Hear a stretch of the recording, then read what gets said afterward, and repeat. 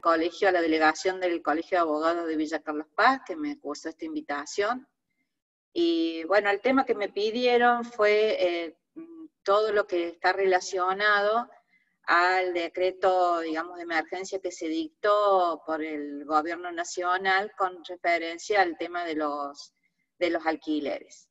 Obviamente que es una normativa que es bastante, que obedece, digamos, al derecho de fondo, pero que tiene mucho impacto en el derecho procesal.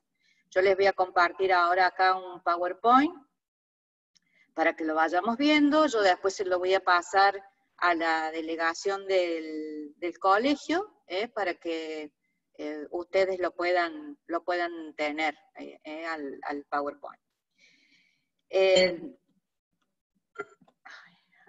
A ver, ¿qué vamos a ver? Ahí está. ¿Cuáles son las medidas generales que adopta este decreto de emergencia?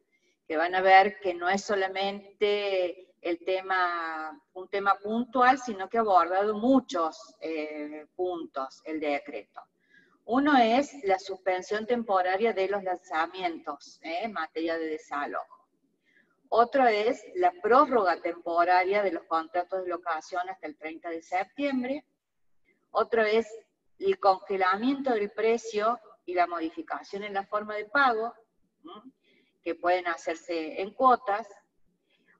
Una cosa muy importante que establece que es la excepción del alocador en estado de vulnerabilidad, y otro que hace a un tema netamente procesal, que es la mediación judicial, prejudicial obligatoria que establece la ley.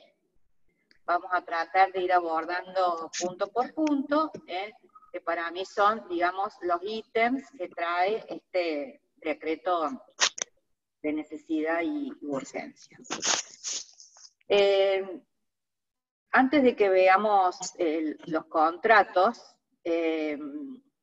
yo quiero un poquito referenciarme a todas las complicaciones que puede traer en la interpretación judicial un decreto de necesidad y urgencia. Ustedes saben que tenemos declarada una emergencia económica, social, sanitaria, por la ley la 27.541, y en el marco, digamos, de esa emergencia y de la emergencia que marcó el decreto, digamos, del COVID, digamos, del aislamiento social, es que en función de eso se le dio al presidente de la Nación todas las atribuciones para firmar estos decretos de necesidad y urgencia.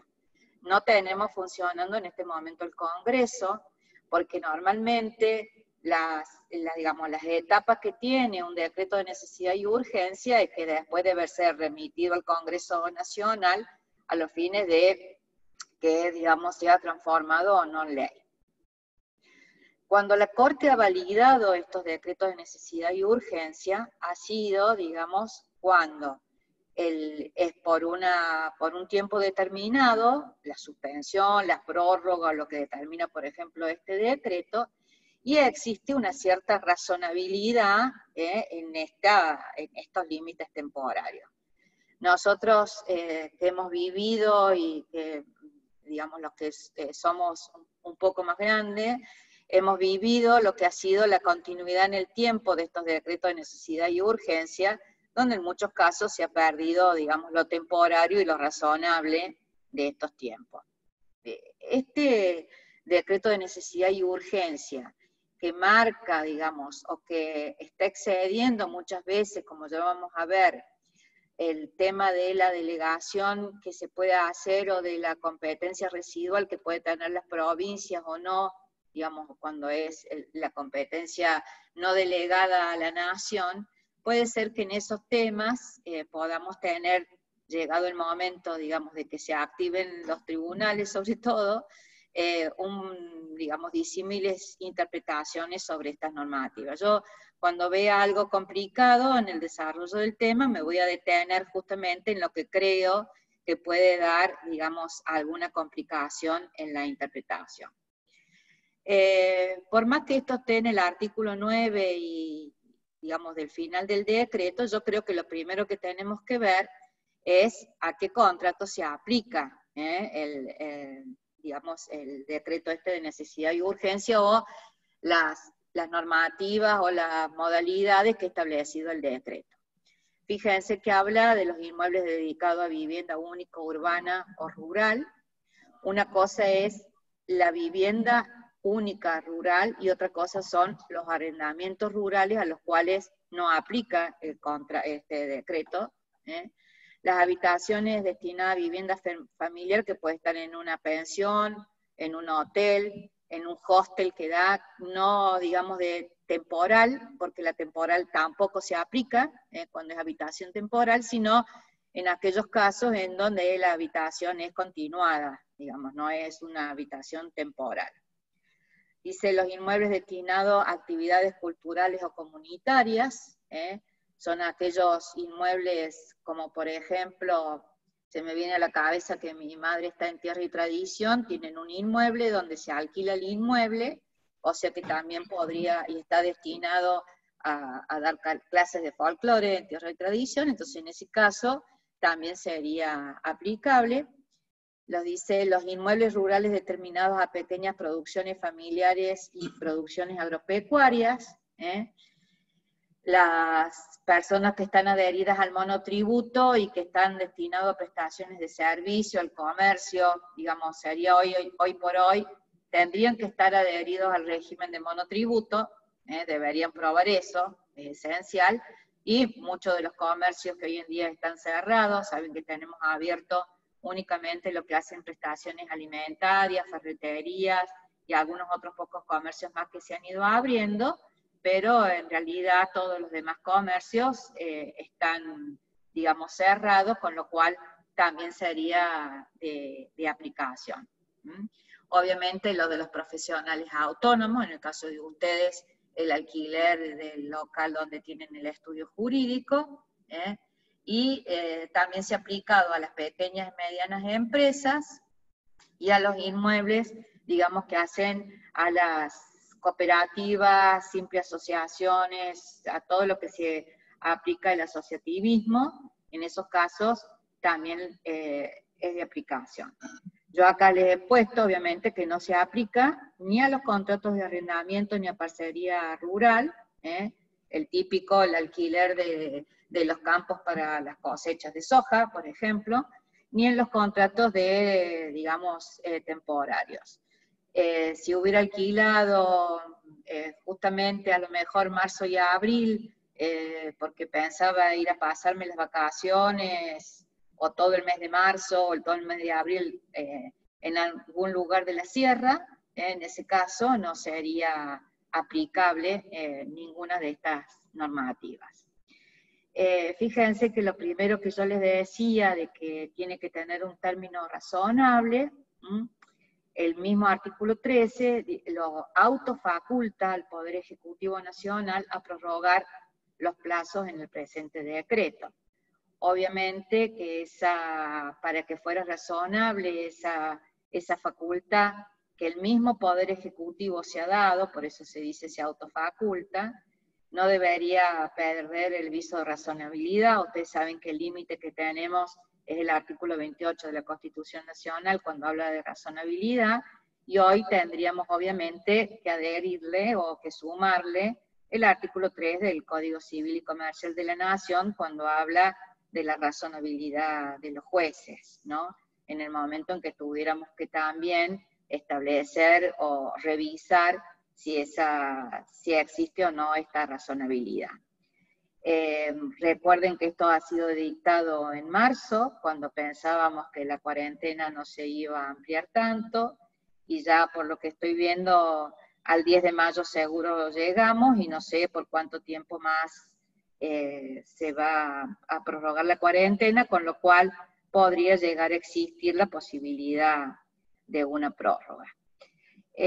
A pesar que, como ya vamos a ver, deja en algunas cuestiones libradas, como se tratan de contratos con prestaciones recíprocas, son contratos, digamos, donde no está en juego la locación, no está en juego el orden público, sí le ha establecido el orden público al decreto. Y creo que esto es fundamental para tener en cuenta que no se podría violar, por ejemplo, en el caso de las prórrogas de contrato, las prórrogas de los pagos de los aumentos de alquileres, no se podrían violar los 3 meses que he establecido como mínimo para darle al locatario, como tampoco se podría violar la suspensión que se ha establecido de los desalojos, porque se podría tomar como que ese plazo mínimo que se ha dado, ahí estaría en juego el orden público establecido que se ha dado dentro de un marco de emergencia, y lo público sería el estado de emergencia. Tengan en cuenta que el decreto entró a regir a partir del 29 de marzo, que es el día de su publicación. Sin embargo, establece el mismo decreto que ya vamos a ver la aplicabilidad a partir del 20 de marzo. Con lo cual, una cosa es desde cuándo entró en vigencia, pero el mismo decreto establecido la fecha dentro del cual sería aplicable el presente decreto. Bueno, vamos a ver un poco las medidas. Lo primero que establece es la suspensión de los desalojos, o sea, lo que está suspendido son las órdenes de lanzamiento, no los desalojos. Yo podría continuar, si hoy tuviéramos posibilidad de apertura de los plazos procesales, el juicio de desalojo podría continuar. Hoy en la práctica lo tengo también suspendido porque tengo suspendidos los plazos procesales, ¿sí? Pero en realidad lo que se suspende son las órdenes de lanzamiento hasta el 30 de septiembre, con lo cual sería que no podría dar hoy una orden de lanzamiento, ni aún, fíjense, con una medida urgente, que si hoy estamos habilitados para tomar medidas urgentes, tenemos por lo menos en Córdoba establecidos juzgados y cámaras que están de turno, que superan obviamente las actividades que se hacen en la feria, porque inclusive casi todos los juzgados y las cámaras están trabajando sobre lo que ha quedado pendiente, sin que ello signifique la habilitación de las ferias. Es muy fácil entrar a la página del Poder Judicial y ver todos los protocolos que se han ido dictando y cuáles son las medidas que se pueden hacer. Digamos, si bien la normativa hace relación a solamente el orden del lanzamiento, fíjense que las condiciones de aplicación está que debe existir un contrato de locación, digamos, un contrato de locación de alquileres, y que debe estar la tenencia del inmueble en poder de la locataria. No solamente de la locataria, sino también, digamos, de los sucesores o continuadores de conformidad al 1190, del Código Civil Comercial de la Nación, y también podría estar, obviamente, en manos de un sublocatario o sublocataria, no habría problema. Lo que sí tenemos que tener contrato de locación y, digamos, tenencia en poder de la locataria. ¿Estamos? Si yo tengo un comodato, no sería de aplicación, con lo cual podría pedir a lo mejor la habilitación para la orden de lanzamiento. Y podría, digamos, yo acá le he puesto, saben que tenemos los lanzamientos administrativos, que establece el 120 de la Ley de Procedimiento Administrativo, con lo cual en esos casos, estoy hablando de los lanzamientos que podría existir del portero de una escuela, o de algún otro inmueble donde se haya hecho sobre todo concesiones por parte del Estado a particulares para que habiten el inmueble, con lo cual en esos casos inclusive no hay un trámite previo, se corre un traslado para no violar el contradictorio, pero la medida que se toma normalmente es el lanzamiento mismo. En esos casos no sería aplicable. Y obvio que si el inmueble se encuentra ocupado por un intruso, o por un usurpador, por ejemplo, en donde entraría a lo mejor la justicia penal de por medio, ese lanzamiento no estaría suspendido. Acá lo que se ha tratado de proteger es justamente al locatario. Y lo que tengo que ver es que sea por falta de pago. O sea, necesito contrato de locación, tenencia y que haya, digamos, que la condición sea una falta de pago. Si el contrato, si el lanzamiento o el contrato ha finalizado y se ha dado el desalojo por abuso del uso del inmueble, por ejemplo, en esos casos obviamente que se podría realizar el lanzamiento. Con lo cual tendríamos que ver precisamente cuál ha sido el tema, digamos, de por qué se habría logrado el desalojo para llegar a esta suspensión de los desalojos. Fíjense que a mí me dio mucha gracia porque la ley empieza con las ejecuciones de sentencia antes de ver cuáles son las otras modalidades que podrían establecerse. El artículo 5 es claro, dice, se suspende en todo el territorio nacional, o sea, que aun cuando fuera en la orden de lanzamiento una cuestión que está en el Código Procesal Civil y Comercial de Córdoba, y en el cual el poder procesal no es delegado a la nación, en los casos en que, así como el Código Civil ha establecido normas procesales que son de aplicación inmediata, en este caso, a través de este decreto de necesidad y urgencia, obviamente que se podrían dictar estas normas procesales, y como bien el decreto lo dice, sería de aplicabilidad en todo el territorio de la nación, con lo cual no necesitaríamos ni siquiera una adhesión provincial, porque tampoco las legislaturas provinciales están funcionando. O sea, dentro del marco de la emergencia estarían permitidas, digamos,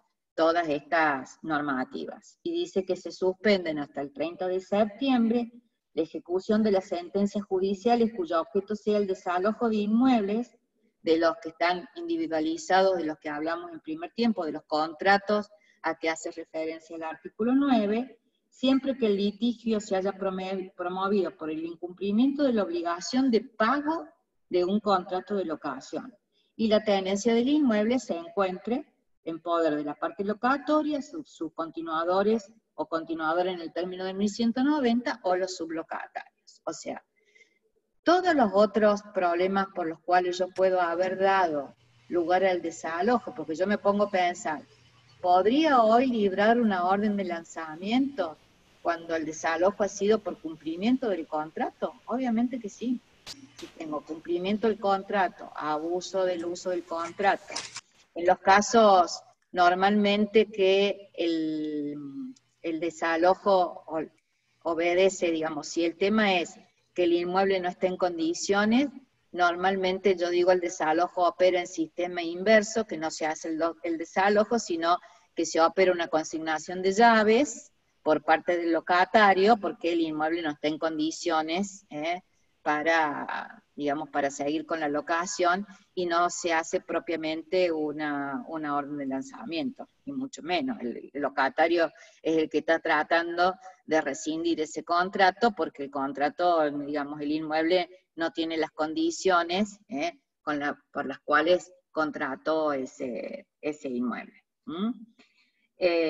La norma es clara en el segundo párrafo y dice que también alcanza los lanzamientos que ya hubieran sido ordenados con anterioridad al 20 de marzo y que no se hubieran realizado a la fecha de entrada de vigencia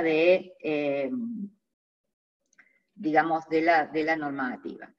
Yo me puse a pensar acá que podría muchas veces, cuando van los oficiales de justicia a empezar con una orden de lanzamiento, se comienza con la orden de lanzamiento, pero en muchos casos a pedido del locatario, porque hay niños, porque por determinadas condiciones, se le pide al oficial de justicia que venga al día siguiente o que venga dentro de 3 días, a los fines de continuar con la orden de lanzamiento. Y ahí lo hablan un poco con la parte ejecutante, o si no lo hablan con el juez, y no, digamos, no es muy común, pero se han dado situaciones en que se han dado esas prórrogas. Fíjense, habría comenzado pero no se habría terminado con la orden de lanzamiento, obviamente que también sería de aplicación, porque, digamos, la normativa lo que ha querido es, en muchos de estos casos, es que esa orden de lanzamiento no implique a que estas personas tengan que salir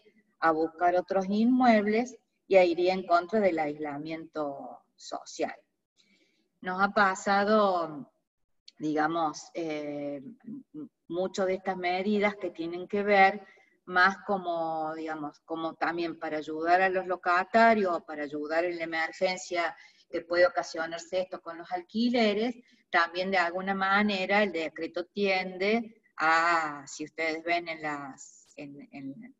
los considerandos del decreto de necesidad de urgencia, también lo que haya querido prevenir, sobre todo con la prórroga de los contratos, es que salga la gente a buscar nuevos lugares para alquilar.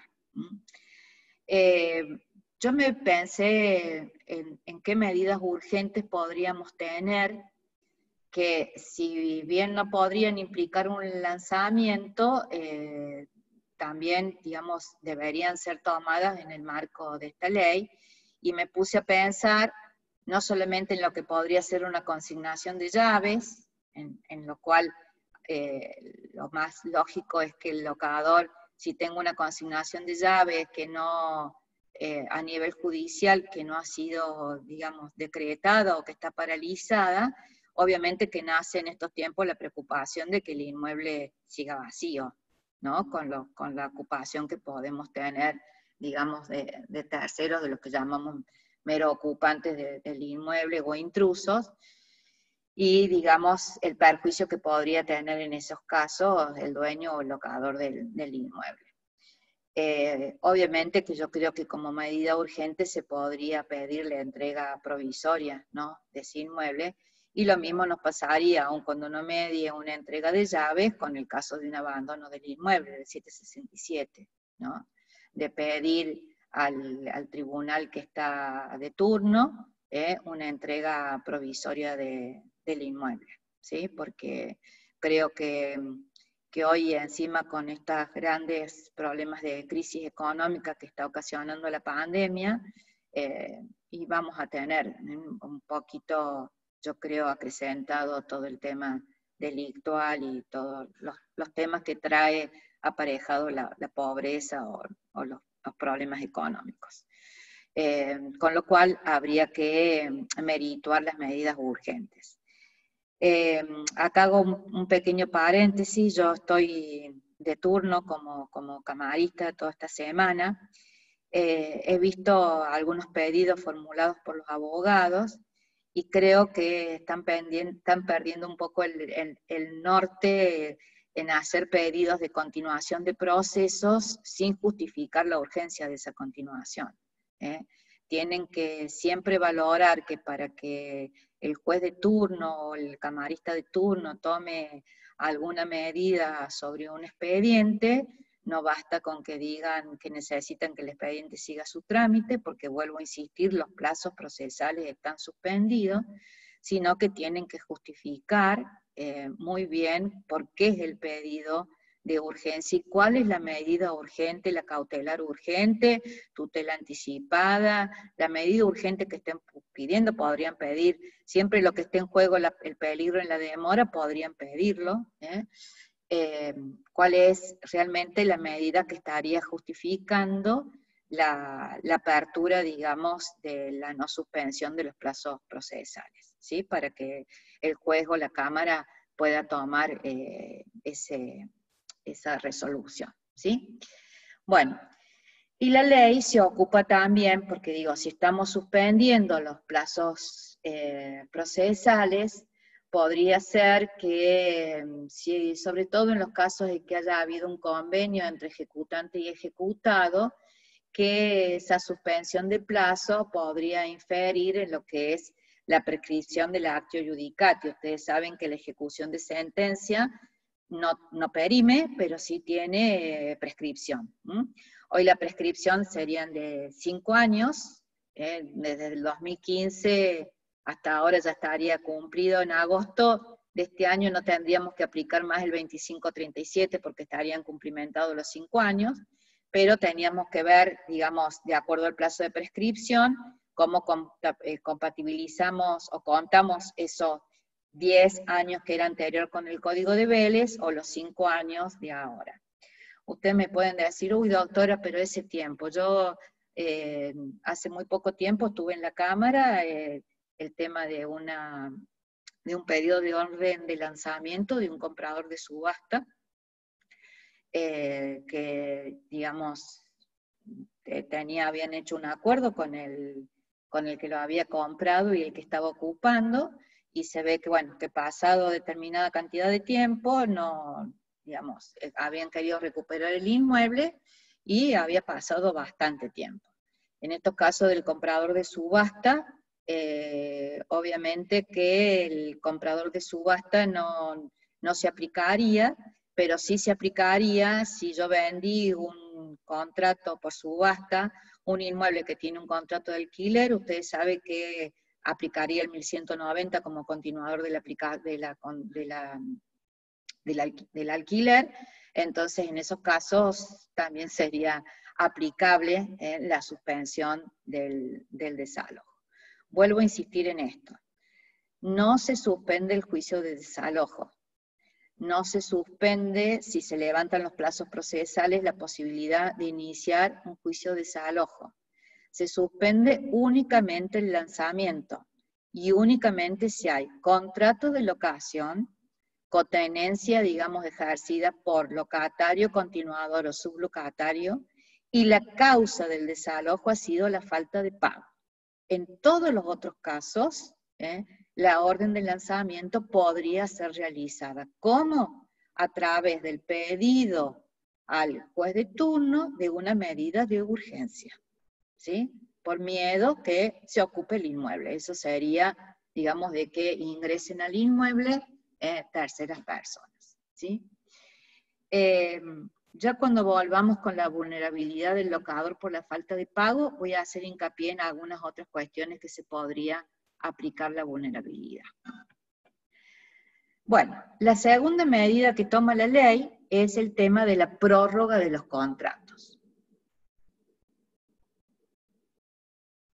Dice, queda prorrogado de pleno derecho hasta al 30 de septiembre del 2020, todos los contratos cuyo vencimiento hubieran operado desde el 20 de marzo del 2020, por eso les decía que fíjense que la prórroga de contrato se aplica a los contratos que el vencimiento era el 20, aun cuando la publicación del decreto haya sido el 29 de marzo. Tiene una aplicación retroactiva el contrato, el decreto, disculpen.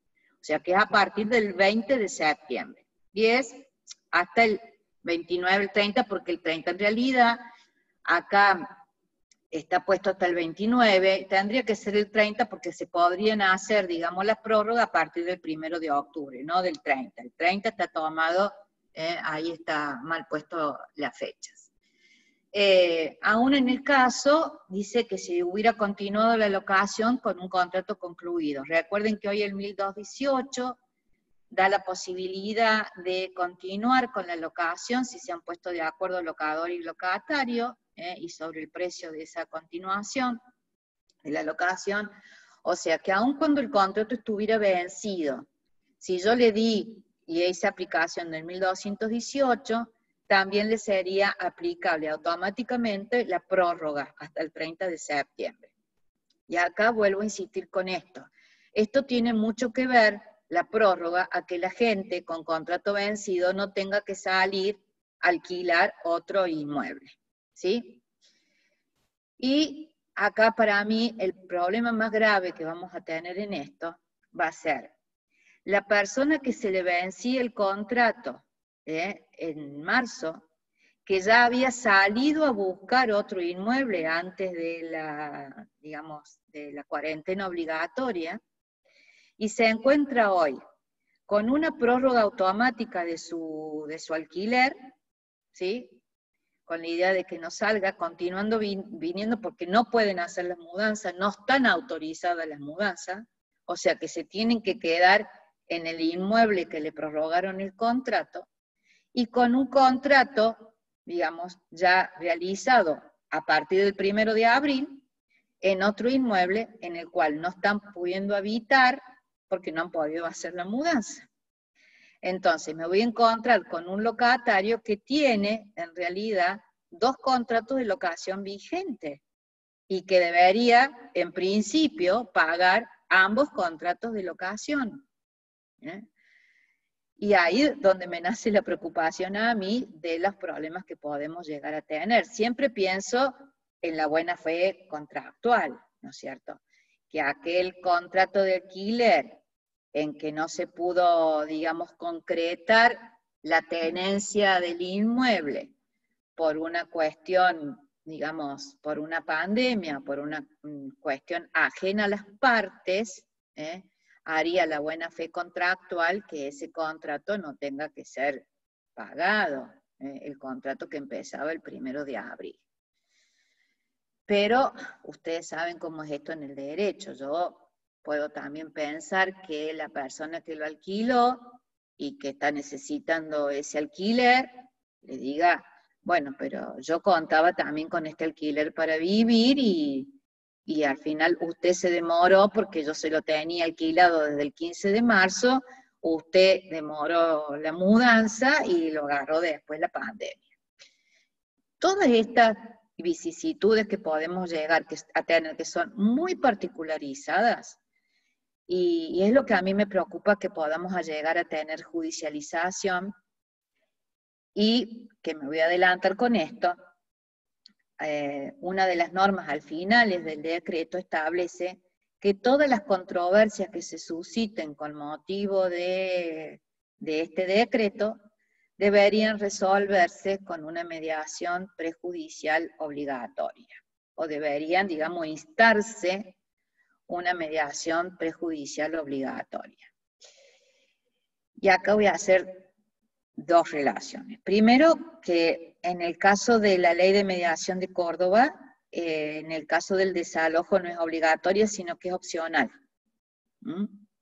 Pero tengo, vuelvo a insistir, un decreto nacional, que es aplicable a todo el territorio nacional, que se ha establecido que es de orden público, o sea, no sería disponible por las partes, en el cual debería actuar esta mediación prejudicial obligatoria, aun cuando no esté contenido como obligatoria en la ley provincial.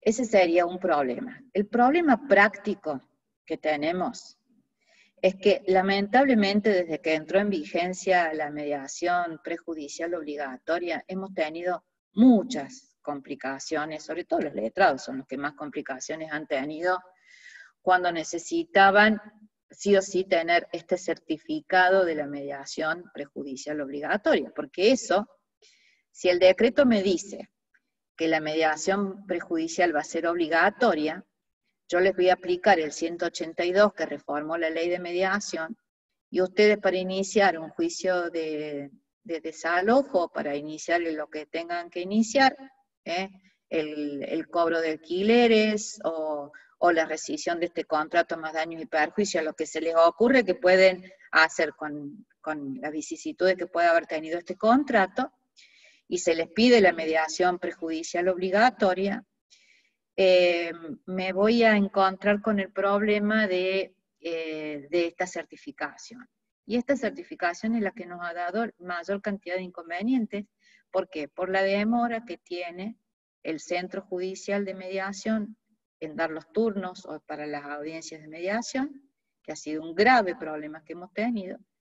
Y, digamos, cuando se usan los otros centros de mediación, que al principio nos costó, todo el mundo iba al judicial y no se usaban los otros medios de, digamos, los otros lugares de mediación que existía en la provincia, el cuello de botella se nos hacía en el organismo que tenía que entregar el certificado, que es uno solo. Y ahí teníamos también problemas con esos certificados.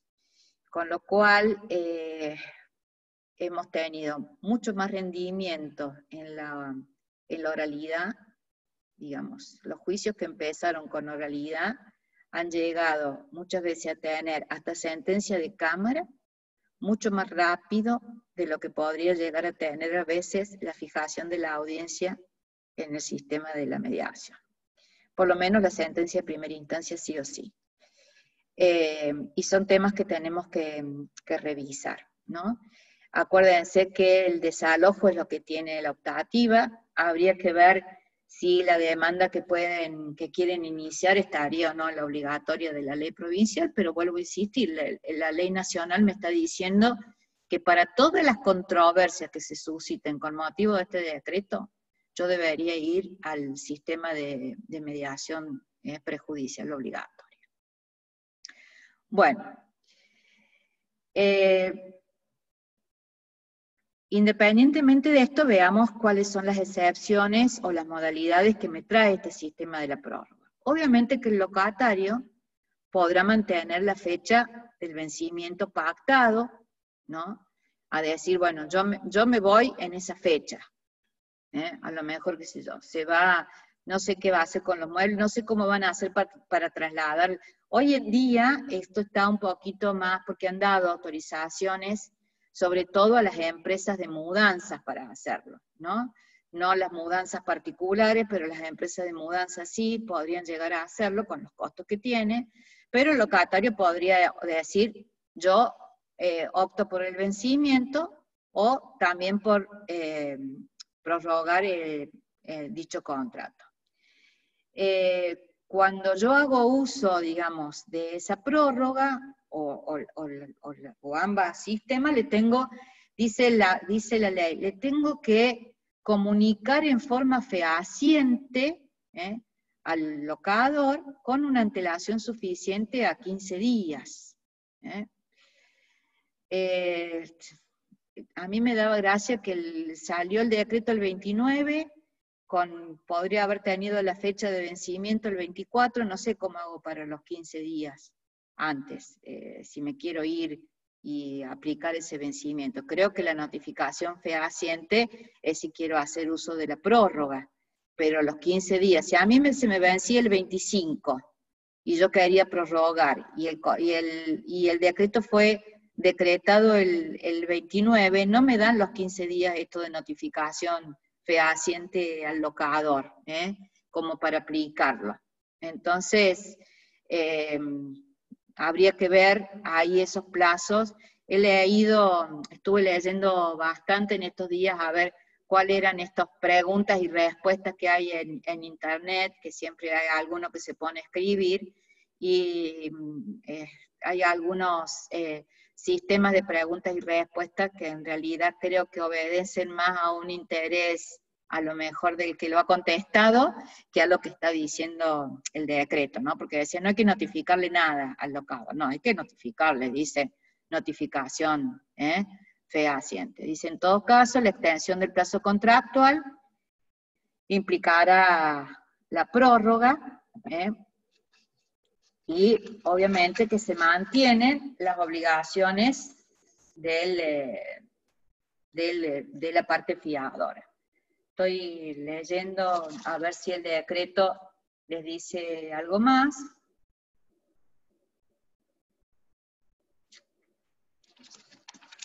Porque en realidad, obviamente que la prórroga de contrato es hasta el 30 de septiembre.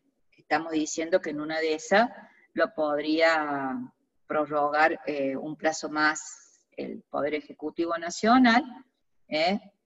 Entonces, habría que ver, digamos, cómo funciona. Creo que en esto, de lo que hemos estado leyendo, para mí lo más complicado en plazos es la notificación fehaciente esta que me pide, con los plazos estos que hemos estado viendo entre que salió el decreto y el vencimiento del contrato.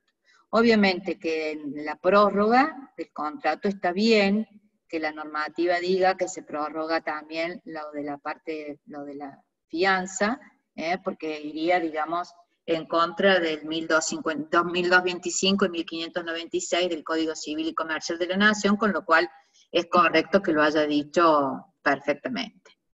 ¿Mm? Bueno, con esto terminaríamos lo de la prórroga de los contratos. Entonces, quedarían automáticamente prorrogados hasta el 30 de septiembre los contratos de locación. Obviamente que el locatario lo puede dar por terminado, o si terminaba antes puede usar su fecha de vencimiento. No es obligatorio para el locatario la prórroga automática, sino que es algo que lo beneficia al locatario, o sea que eso puede tomarlo o no tomarlo. Si lo quiere prorrogar, lo debe notificar en forma fehaciente y se extienden las obligaciones del fiador. El tercer tema que tenemos es el congelamiento de precios. Antes de seguir, se quedan tranquilos porque no se va a cortar a los 40 minutos, porque, digamos, yo como estoy dando tantas clases, tengo comprado una licencia de Zoom, así que puedo usar el tiempo que sea necesario. Así que tranquilos que lo vamos a hacer de corrido y sin necesidad de cortar. Bueno, ¿qué pasa con los congelamientos de precio? Volvemos a que es de orden público, y en realidad estamos hablando de congelamiento, de diferimiento de la diferencia del monto. O sea, acá lo que se congela son los precios que existían, digamos, a marzo del 2020. Si a mí se me aumentaba el alquiler entre los meses de marzo a septiembre, o sea, el aumento estaba previsto, vieron que como no se puede actualizar el monto del alquiler, la mayoría de los alquileres tienen, como si fuera en sentido inverso, una quita al locatario y es encubierto una actualización que está hecho cada 6 meses o cada 12 meses. La mayoría lo tienen hoy en día cada 6 meses establecido. O sea, que a mí me puede surgir de acá, de marzo a septiembre, que yo le tendría que pagar al locador el aumento del precio. Lo que se difiere es ese aumento de precio. O sea, está congelado el aumento del precio. ¿Es obligatorio para el locatario? No. El locatario, si quiere, puede pagar el mayor precio, porque ese mayor precio queda diferido su pago a partir del 1 de octubre del 2020. ¿Sí? Lo va a poder pagar en 3 cuotas, o sea, lo mínimo que le tiene que dar el locador es un plazo de 3 cuotas, y lo máximo que va a tener son 6 cuotas. En el caso del diferimiento del pago, no se aplica ningún tipo de interés, ni compensatorio, ni moratorio, ni punitorio, ni cláusula penal. O sea, yo la posibilidad que tengo es pagar esa diferencia de precio, pagarlo después en cuotas, sin que se me aplique ningún tipo de interés. Tampoco implica que haya congelamiento de todas las otras prestaciones. Ustedes saben que hay contratos de alquiler donde el locador paga los impuestos, paga los servicios, los paga el locatario, o sea que eso se sigue pagando, y habrá que ver si cada uno de los prestadores ha hecho o no una quita, una mora, una moratoria, un diferimiento, etcétera, etcétera. Que lo haga EPEC, que lo haga gas, que esté cobrando menos a lo mejor los gastos comunes, etcétera, eso dependerá. Pero debe pagar en regla y con los aumentos correspondientes todas las otras obligaciones que le marca el contrato. Lo único que hay congelamiento es del precio del alquiler. ¿Sí? Y eso es sin intereses. Veamos, digamos, yo acá digo, no debe pagar, ¿no es cierto?, todo lo que sea el aumento.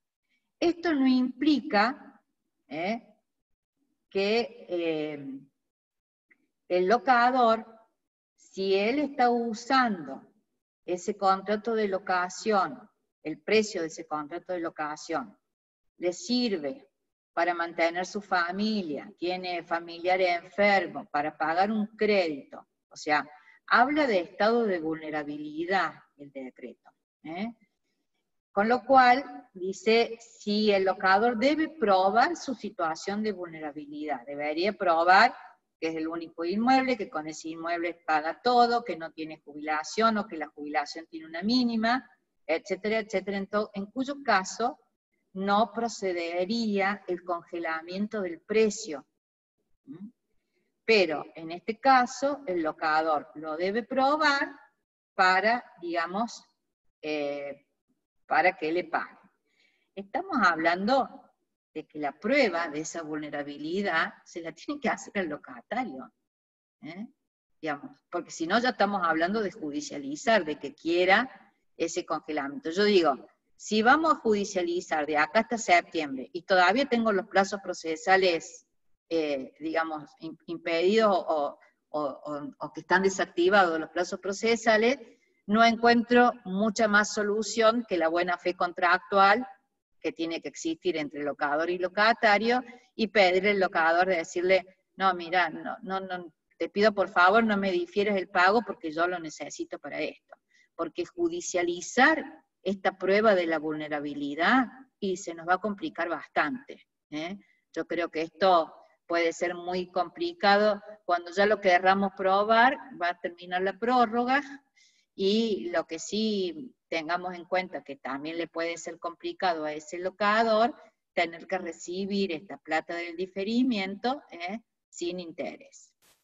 Otra cosa muy distinta es que yo deba plata de ese contrato de alquiler, ya sea porque haya pagado fuera de término, porque haya hecho un pago parcial, ¿no es cierto? O sea, en esos casos en que lo que estoy debiendo son diferencias, que no es del aumento del precio, sino diferencias de ese alquiler, en vez de pagarlo el 10 lo pague el 20, en vez de pagar 10.000 pagué 9.000 porque no me alcanzaba, o 8.000, esas diferencias que pueden existir, digamos, en el pago, y que como están suspendidos los plazos procesales, inclusive estaría, aun cuando yo pudiera hacer el desalojo, estaría suspendida la orden de lanzamiento, le voy a dar también para que me lo pague en cuotas a partir del 1 de octubre, pero esas cuotas sí van a tener intereses a partir de que cada suma era debida. Lo que pasa es que el interés que me va a aplicar es la que aplica el Banco Nación de la República Argentina para los plazos fijos a 30 días. ¿Sí?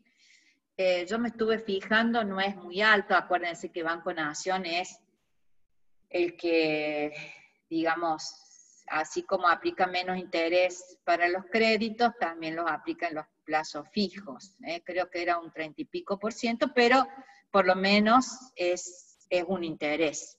O sea, el congelamiento del precio es lo que no lleva interés. Las deudas por las diferencias de ese contrato de alquiler sí tienen interés compensatorio. Solamente, tampoco puedo aplicar, aun cuando esté en el contrato, ni un punitorio, ni un moratorio, ni una cláusula penal, ni ninguna de las otras penalidades que yo haya fijado en el contrato.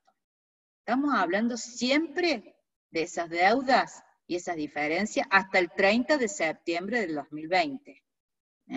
Y es lo que yo haya debido. Yo quiero pensar que son de lo que deba entre el 20 de marzo y el 30 de septiembre. Tampoco quiero pensar que me van a traer y no me van a querer pagar las diferencias ni los intereses si ya me venía debiendo con anterioridad al 20 de marzo. Todo esto que no lo precisa, digamos, el artículo, dice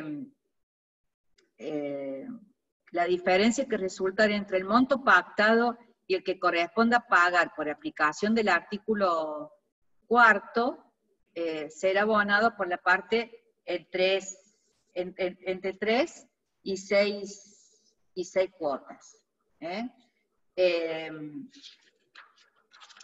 Y la deuda por diferencia, disculpen, están puesto el artículo 6, es el 7, acá, dice, las deudas que pudieran generarse desde la fecha de entrada en vigencia del presente decreto, o sea, el 29 de marzo, hasta el 30 de septiembre, originadas en falta de pago, en pago realizada fuera de los plazos o en pagos parciales, esas diferencias son las que voy a volver a poder pagar entre 3 y 6 cuotas, pero llevan intereses. Ahora, son solamente las originadas a partir del 29 de marzo. No las originadas, no las deudas que tenía con anterioridad. Obviamente que si ya me debía 2 alquileres, cuando se reanuden los plazos procesales voy a poder iniciar el juicio de desalojo. Nada me lo va a impedir, porque son siempre proteger las deudas que se puedan haber originado por la falta de poder trabajar y todo dentro de lo que es el plazo que se ha fijado de duración, digamos, de que duraría la cuarentena, por lo menos entrar las actividades a la normalidad. Las partes pueden pactar otra forma de pago, siempre y cuando no sea gravosa para la locataria, ¿sí? No puede el locador venir a decir, quiero que me pagues en 2 cuotas, las 3 cuotas, que es lo mínimo que se ha dado, digamos, al locatario lo tienen que pagar, y siempre dura la fianza. Aún, fíjense, yo podría pagar en 6 cuotas, ¿no?, estas diferencias, aun cuando a lo mejor en la cuota tercera ya terminó el contrato, obviamente que esas cuotas posteriores las voy a tener que pagar. Y el tema está que daría a entender que mientras se deba plata, la fianza estaría vigente, ¿sí? Eso daría a entender el decreto. Bueno, yo acá les he puesto más o menos un ejemplo, digamos, la diferencia, el alquiler se subió esos 6 meses, lo podría pagar en 3 o 6 cuotas, sin ningún tipo de interés, pero lo que, vuelvo a insistir, lo que debiera con posterioridad, lo que fueran por deudas, por falta de pago del alquiler, pago parcial o fuera del término, eso sí lleva interés. Las partes acá siempre se da libertad, acuérdense, de contratación, pero siempre y cuando no tuviera, digamos, no se violaran los mínimos legales que establece el decreto. Acá han establecido también como una posibilidad para que no haya traslado, para el pago, la bancarización del pago. No es que sea obligatoria la bancarización, sino que se le tiene que dar la posibilidad al locatario de pagar el alquiler por transferencia bancaria. Está más de decirle que por una cuestión impositiva, muchas veces los locadores no quieren que se realicen las transferencias de los alquileres que haya por transferencia bancaria, porque es una forma de violar, yo creo, el sistema impositivo, pero bueno, en estos casos el decreto es preciso que se le tiene que dar la posibilidad. No lo pone como obligación, dice podrá, con lo cual sigue estando vigente la posibilidad. Ahora, yo digo, se podría negar el locatario si no le da el sistema de bancarización, de decirle yo soy de riesgo, no puedo salir de mi domicilio, con lo cual no puedo ir a pagarte el alquiler. O me lo das por el sistema, digamos, bancario, porque te puedo hacer una transferencia por home banking, o, digamos, no vas a tener que esperar que pase la cuarentena para que te pague el alquiler. ¿Sí? Eso en la práctica sería algo que podría suceder, digamos, y que no sería descabellado. Yo digo, siempre en estas cosas hay estas situaciones así en que se dan beneficios a la gente que está en mayor riesgo, unas se usan de buena fe y otras a veces se usan de mala fe, ¿no? Eso, las que somos operadores del derecho lo sabemos siempre a eso. Bueno, esto era la mediación gratuita. Yo digo, no es solamente los desalojos, sino todo este sistema de pagos o de vulnerabilidad, o de todas estas controversias que hemos dicho que se pueden suscitar. Yo no creo que la legislatura de Córdoba deba modificar la ley para que sea aplicable la mediación. Vuelvo a insistir, en una norma procesal de un decreto nacional de emergencia, en el marco de que se le ha dado las atribuciones, la legislatura le dio las atribuciones al presidente para que dictara lo que fuera necesario dentro de la pandemia, así que no creo que sea necesario que se dicte ninguna norma provincial. Bueno, acá dejo concluido. Antes de terminar, voy a agradecer públicamente este PowerPoint, lo tenían armado un poquito el colegio de los profesionales inmobiliarios, el CPI, y bueno, a raíz de que estuvimos intercambiando, yo he hecho con algunas correcciones uso de su PowerPoint, y como cuando uso algo de otro me gusta manifestar que lo he hecho, no me gusta usar artículos o cuestiones de otros. Bueno, lo quería agradecer públicamente. Después, obviamente, que lo vamos a pasar. Y ahora voy a salir de esto, así podemos dejar abiertas las preguntas. Creo que yo las puedo ir leyendo, así que no sé. Doctora, ¿hay alguien que levante la mano? Horacio Dualde, que quiere, calculo, decir algo. ¿Le hablo el audio? Sí, por favor. Hola, sí. Horacio, ahí Bueno, estás. muchísimas gracias, buenos días. Doctora, Buenos Salazar, días. muy claro, muy lindo lo que comentó. Me quedó una duda, sobre todo con el tema del pago y las deudas. Las deudas que venía trayendo ya una persona, ¿no? Sí. Supuestamente desde el 29 de marzo en adelante tenemos que aplicar este nuevo interés que es del Banco Sí. Nación, que aplica los plazos fijos. Y nosotros, cuando tendríamos que hacer una planilla, ¿qué tendríamos que desdoblarla? ¿Hacer una hasta el 29 de marzo? ¿Sí? Eso, ya me aclaró. Perfecto. Muchísimas gracias. Sí, tendrías que usar hasta el 29 de marzo los intereses que tenés fijados en el contrato de locación, si no tenés, normalmente están fijados, y si no, se aplica tasa pasiva más el 2, acuérdense que si no hay un interés fijado, se fija el judicial, y a partir de esa fecha, tendrías que usar el otro interés. Perfecto, muchas gracias. Muchas gracias. Doctora, le mandé al WhatsApp el resumen de todas las preguntas, si los podéis ir leyendo en el celular.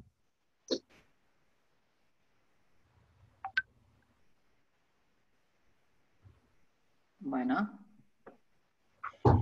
¿Podría pedir la tenencia provisoria por abandono del inmueble? Eso les dije, que yo para mí justamente una de las cuestiones que podríamos tomar como medidas urgentes es pedir al juez que está de turno, en esta, digamos, en el receso, se llama juez de turno por receso, pedirles que les hagan, también hay oficiales de justicia que están funcionando, digamos, en el turno, pedirle entrega provisoria del inmueble, ¿no? Para que no se lo ocupen al inmueble. O sea, que eso sería perfectamente aplicable. Tengo un contrato de locación vencido en una sucesión. Se aplicaría también, acuérdense que si está en la sucesión, o le ha firmado al contrato como locador un heredero o el administrador judicial de la herencia, con lo cual se aplicaría igualmente la prórroga. Si hay contrato de locación, no importa quién ha sido el locador, en ningún momento el decreto habla o hace alguna diferencia con respecto al locador, o sea que sería aplicable para todo el decreto, el 320.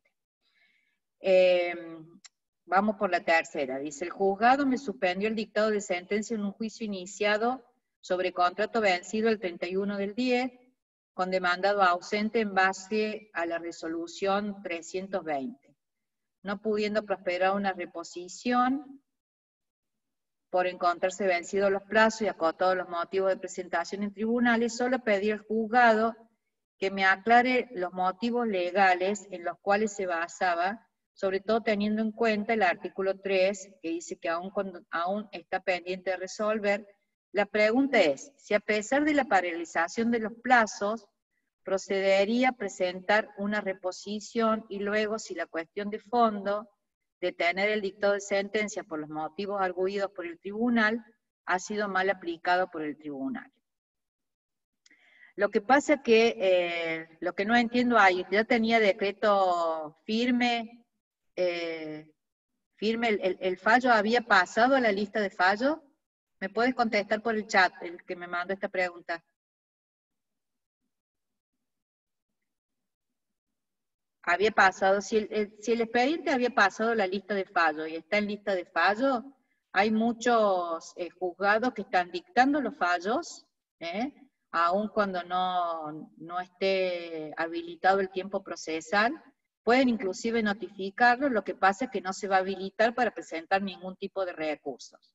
Los recursos no están habilitados, porque no están habilitados los tiempos procesales, ¿sí? Lo que podría ser es, si el inmueble no se encuentra ocupado por nadie, pedir como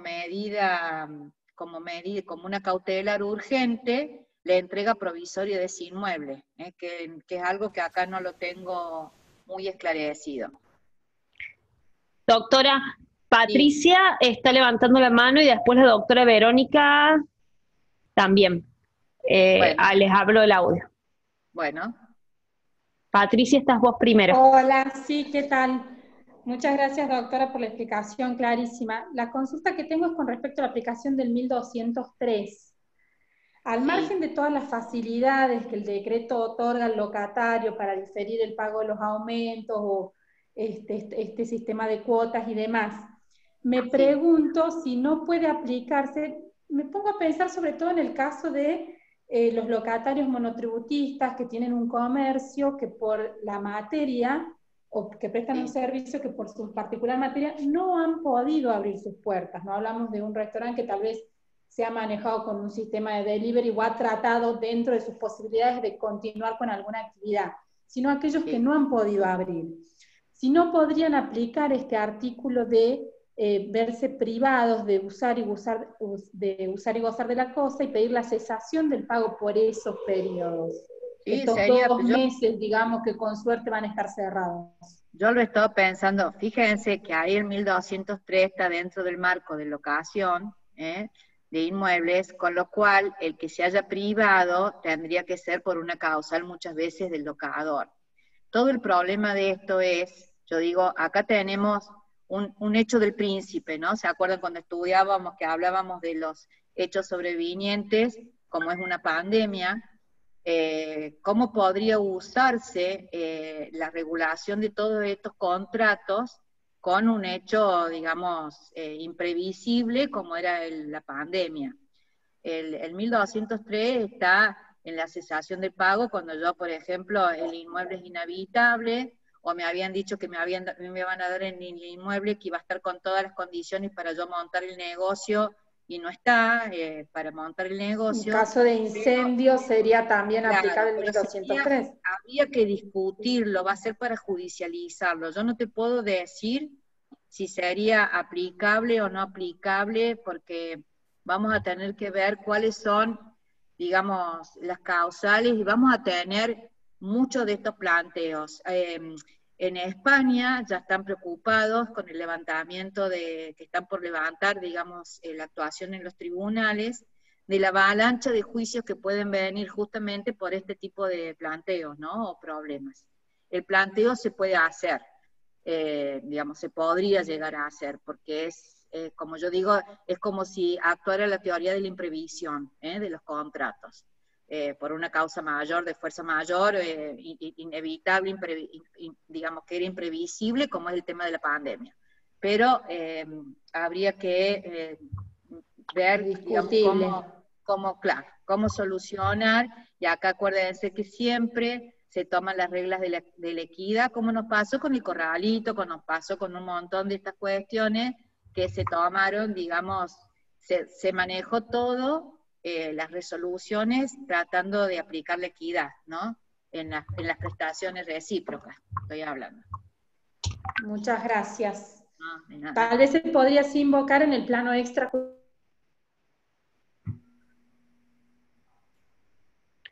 Doctora Verónica tiene abierto el audio. Sí, doctor Salazar, bueno, muchas gracias, muy, muy claro. En realidad creo que hay que leer atentamente porque el decreto es bastante claro en cuanto a lo que tiene contenido, es por ahí sentarse y leerlo y hacer como usted nos hizo bien un esquema, dividir los temas y demás. Yo le hice la pregunta que usted leyó recién, que me parece que por ahí no le expliqué bien. Sí. Es un expediente específicamente, un desalojo, un juicio de desalojo por vencimiento de plazo. El plazo estaba vencido al 1 del 11 del 2019.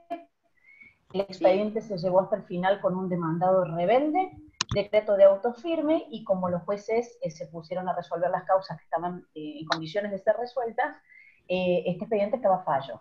Y hace 2 días salió el decreto donde dice que atento esta resolución de 320 a la sentencia de desalojo oportunamente, que es lo que yo le dije que no, en este momento un recurso de reposición no me iban a proveer al recurso.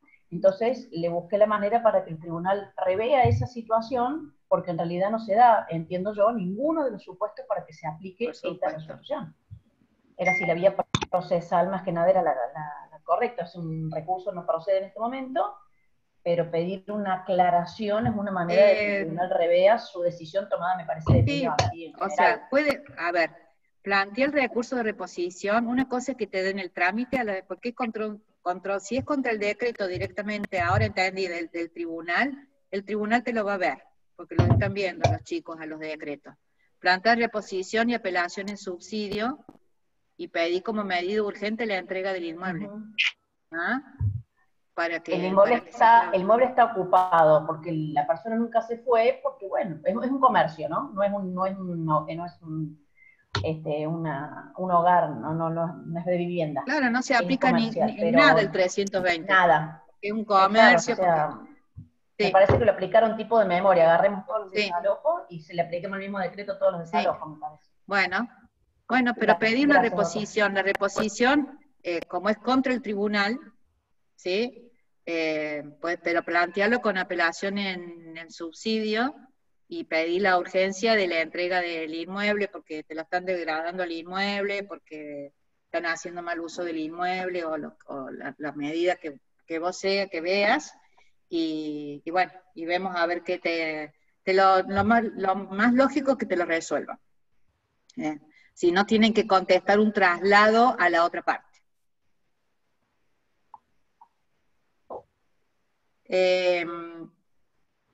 Me ponen otro acá, dice, ¿qué pasa con las expensas cuando forman parte?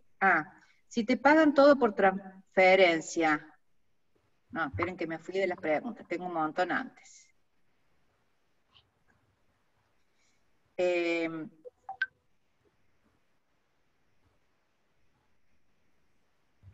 ¿Qué pasa con un contrato comercial que venció el 30 de marzo y continúa en tenencia del locatario?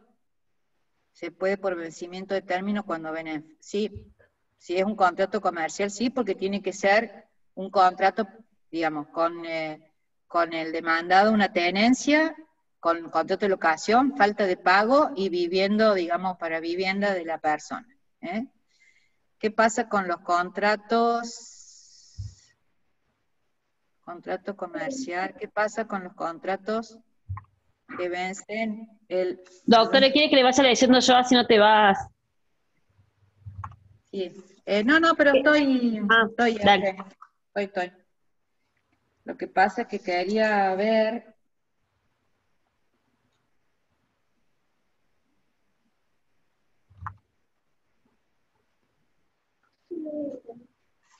Sí. Se aplica en realidad, si volvemos a leer el de los desalojos, sería aplicable para todos los artículos del 9, o sea que comercio, por lo que hablábamos recién con ella, en comercio sería, no es para vivienda única solamente, sino que sería para comercio también, pero digamos, el contrato comercial está vencido el 30 de marzo. Como se venció con posterioridad el 20 de marzo, se le tiene que dar la prórroga en ese caso, ¿eh? O sea que ese caso lo tendríamos así. ¿Qué pasa con los contratos que vencen el 30 de abril y el locatario quiere entregar la llave y el locador no la quiere recibir? ¿Se pueden consignar las llaves judicialmente? No entiendo por qué el locador no la quiere recibir cuando le da la posibilidad. Sí, las podrían consignar judicialmente o la podrían consignar ante, no sé si el colegio de escribano está haciendo guardias, creería que sí. Si no, podrían pedir al juez que está de turno que le reciba la consignación de llave. Lo podrían pedir a eso.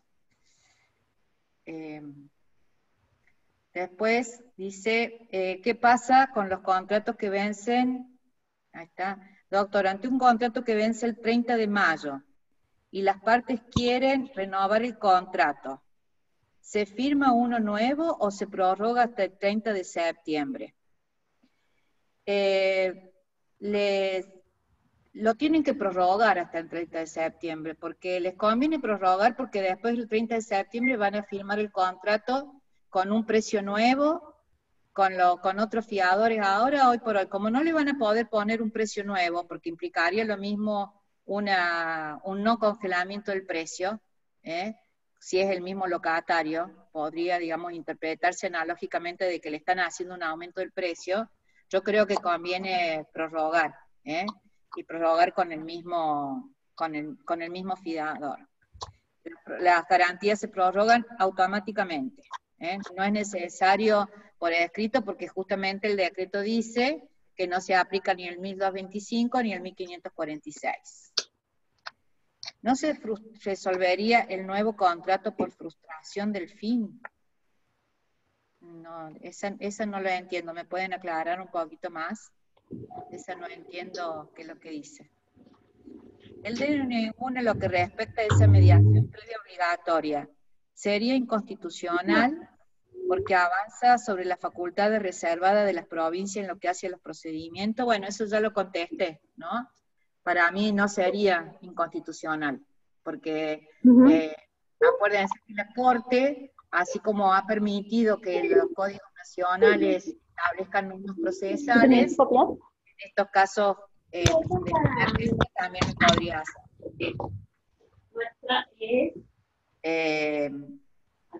Se prorroga automáticamente el contrato y las obligaciones de ambas partes son iguales. Vencido el plazo de 6 meses y no existe acuerdo en la mediación, el fiador cuya obligación se extingue a los 6 meses, continúa obligado hasta que se termine de pagar, hasta que duren esos 6 meses. Pasó esos 6 meses, no lo pueden obligar más al fiador. El fiador quedaría obligado, digamos, del 1 de octubre, sería octubre, noviembre, diciembre, enero, febrero, marzo. A partir del 1 de abril el fiador ya no podría quedar más, porque si no, si estamos, digamos, prorrogando y haciendo, lo tendríamos al fiador prorrogado todo el tiempo. Uno que me pasé, que decía algo. ¿Puede el locatario notificando optar por la recesión? ¿Por la recesión o la resolución o la rescisión del contrato?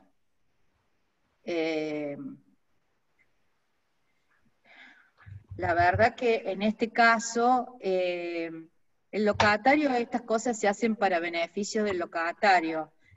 No creo que le convenga una rescisión al locatario que le podría traer aparejado daños y perjuicios después. Creo que lo que más conviene siempre es buscar las medidas que ha fijado el decreto, ¿no? La prueba de la vulnerabilidad es lo que yo considero que es muy difícil de probar, ¿no? porque la vulnerabilidad tendría que probar de que vive de esos ingresos, y muchas veces prueba negativa, más que prueba positiva. Tendría que probar que no cobra otros alquileres, otra jubilación. Lo veo un poco complicado, y creo que va a operar más cuando los contratos son entre personas, entre particulares. Cuando ya he entrado las agencias, digamos, las inmobiliarias, se complica un poquito más probar esta vulnerabilidad. Yo me puse a pensar si en esos casos no podríamos activar a los asesores letrados, ¿no? Porque si estoy hablando de un locador vulnerable, estoy hablando de un locador de bajos ingresos, con lo cual podría pedir, digamos, como hoy el 103 del Código Civil y Comercial establece que los asesores letrados deben entender en todos los casos de vulnerabilidad, aún en los casos extrajudiciales.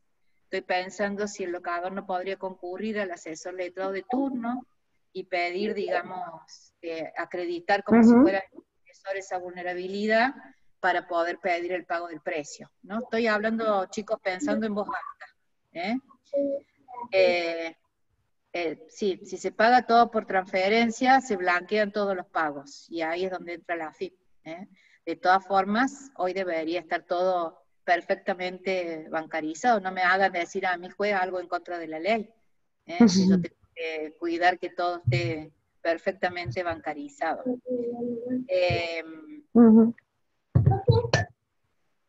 ¿Qué pasa con las expensas cuando forman parte del alquiler y estas aumentan? Ya lo dije, todo lo otro que no es precio de alquiler se paga de acuerdo a los montos que están fijados. No podrían hacer ustedes un acuerdo extrajudicial con el administrador del edificio por las expensas, pero no entra dentro del DNU. Jennifer, de música, dice: hola María Eugenia, me dice a mí. Está hermoso el video. Muy bien el trabajo de la calidad del sonido. De los locales. Felicitaciones para Isa, que mando una carita feliz. Beso grande. Euge. ¿Sí? ¿Escuchás? Tenés abierto el micrófono.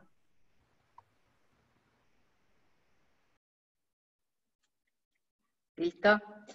¿Qué pasa? Dice, ¿puedo establecer un nuevo contrato que se vence en mayo con un nuevo valor, dejando que las diferencias se paguen en las cuotas que establece el DNU? Si lo van a hacer así, no habría ningún problema. Lo que se está pensando acá es que no se junten para hacer un nuevo contrato, que no haya firma de nuevo contrato, que no tenga que pedir un fiador, o sea, porque esto estaría violando el aislamiento, ¿no? O sea, si lo van a hacer todo, no están autorizadas las firmas digitalizadas a nivel extrajudicial. Entonces, me preocupa a mí, digamos, si el contrato va a ser un contrato verbal con un nuevo precio y que se pague después. Ustedes saben que hoy los contratos pueden ser informales, o sea que no necesita un contrato escrito. Lo podrían hacer perfectamente, y diferir el pago. Eso, pueden optar por los dos temas. El contrato vencía el 20 de abril, pero la locataria se retiró a fines de marzo. No puede entregar la llave a la inmobiliaria, y la misma le dice que va a tener que pagar hasta abril inclusive. Si vencía el 20 de abril y ella se notificó con los 15 días antes de antelación que dice el contrato, que dice el decreto, que lo notificó, ahí no debería pagar absolutamente nada. El tema es, que es lo que yo les digo que a mí me preocupa, si lograron entre un decreto que vencía el 29 que salió publicado el 29 de marzo, si lograron esos 15 días de notificación fehaciente antes del 20 de abril.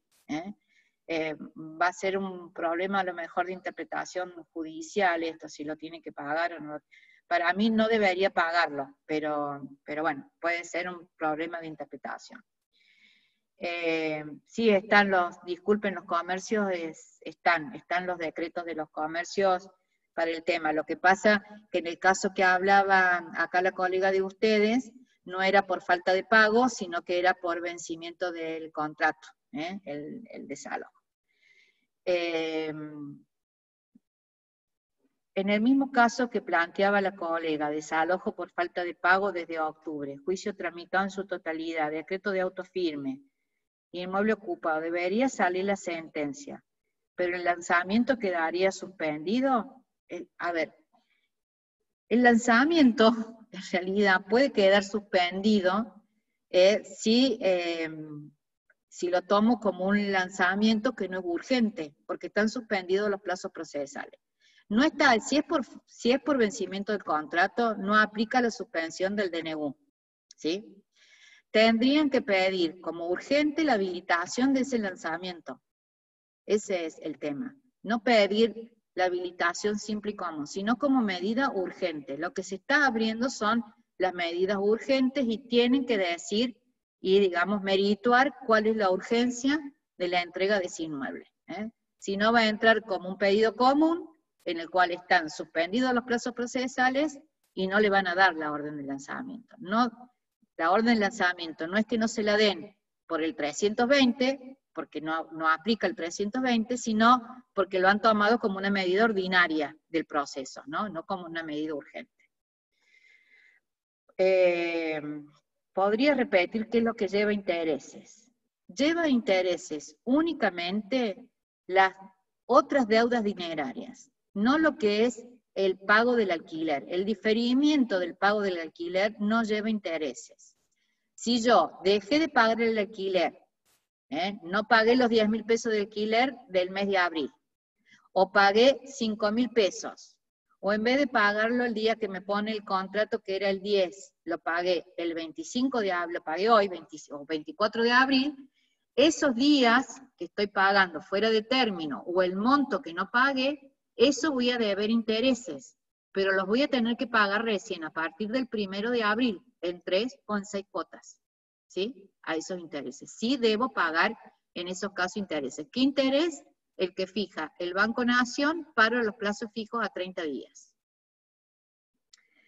La norma que se refiere al locador vulnerable parece oscura, ya que da a entender que el locador puede cobrar aumentos, pero no los alquileres. Es una norma ambigua. En realidad, está puesta para el diferimiento del pago de los alquileres.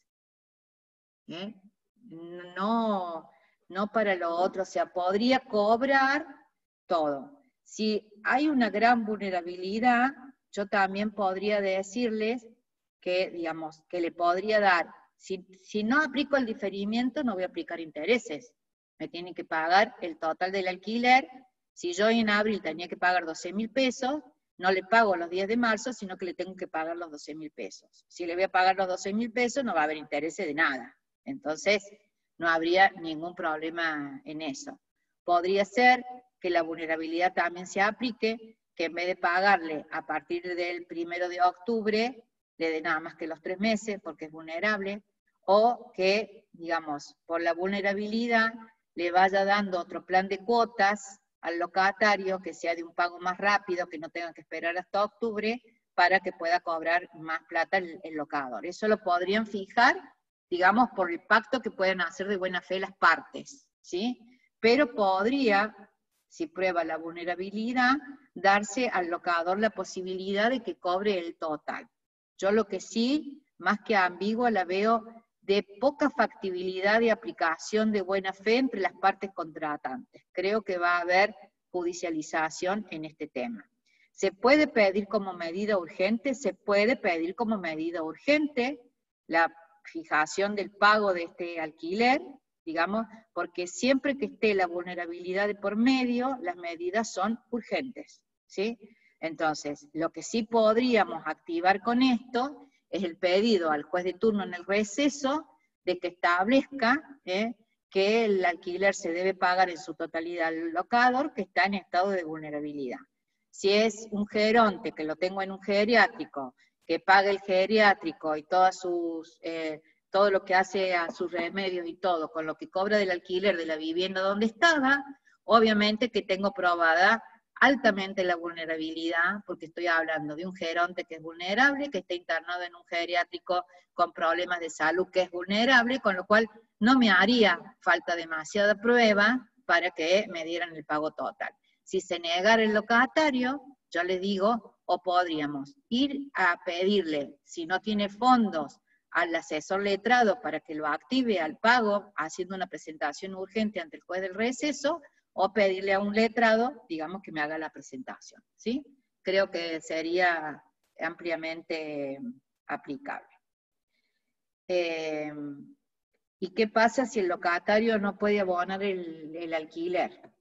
Y ahí, fíjense, la judicialización va a estar justamente porque me puedo presentar, como me están diciendo acá, contra dos vulnerables. Vulnerable el locador y vulnerable el locatario, que no está recibiendo ingresos y que no puede pagar el alquiler porque necesita a lo mejor esa plata para pagar el tratamiento de un hijo o de otra persona con alta vulnerabilidad. Estos problemas en la práctica los vamos a tener.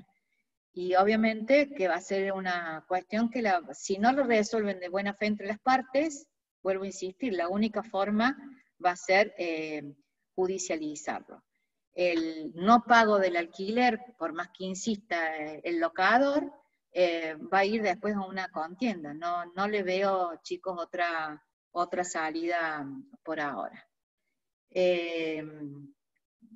Bueno, con esto he terminado las preguntas, no sé si hay algo más. Acá ya la delegación me está agradeciendo.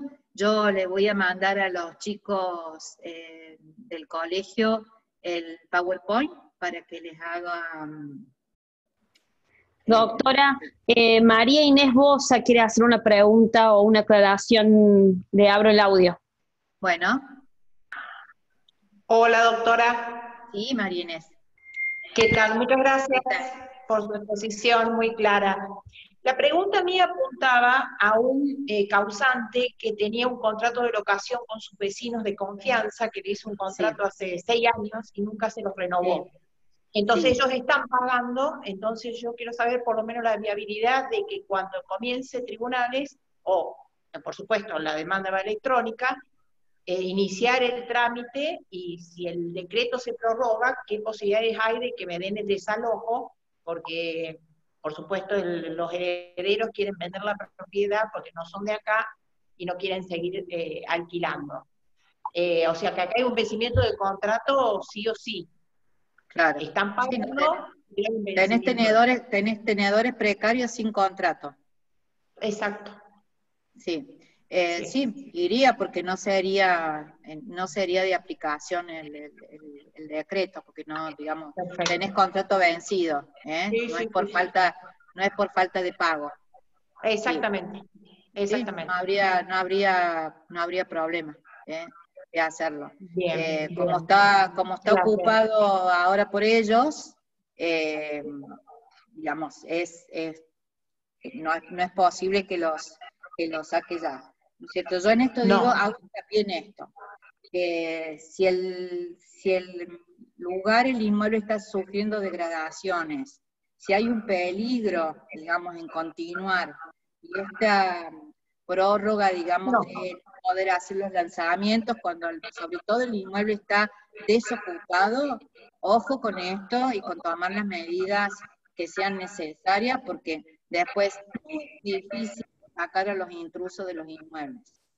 Claro. Entonces, porque es muy difícil que la justicia penal dé las órdenes de lanzamiento en esos casos. Es muy difícil la judicialización. Entonces hay que tomar todas las precauciones necesarias en esto. Perfecto.